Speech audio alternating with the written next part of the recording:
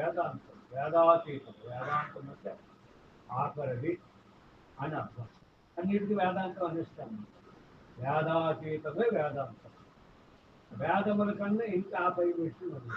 అందుకని శ్రీ శుకుల వారికి జనక మహారాజు ఈ తత్వోపదేశం చేస్తారు. ఆ శుకుల వారి దగ్గర సాంఘీకుడు, సాంఘీకుడు కృష్ణుడు, రుక్మిణి, ఉద్ధవుడు. ఉద్ధవుడు ఉద్ధవ గీత ఎప్పుడైనా మీకు అవకాశం ఉంటే తెప్పించి కూడా చూడండి.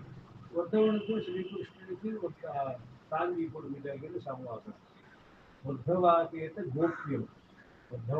ఉద్ధవుడి దగ్గర నుంచి మనకి తర్వాత చాలా మంది గురువులు మారుతారు. రామానంద, కబీర్ దాస్, రామనాథి, శ్రీధరుడు, శివరాం దీక్షితుడు, కంబళూరు అప్పబ్రహ్మ, పరశురాం, సీతారామ ప్రభు, వీళ్ళందరూ పూర్ణ బోధకులు ఉన్నారు.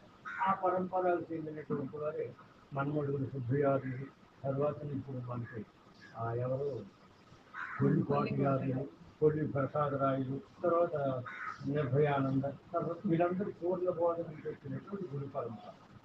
మొదట ద్వైతాద్వైతులు తెలిసిన తరువాతనే పూర్ణ బోధకు అర్హత కలుగుతుంది. ఎందుకు ద్వైతాద్వైతం తెలియదు?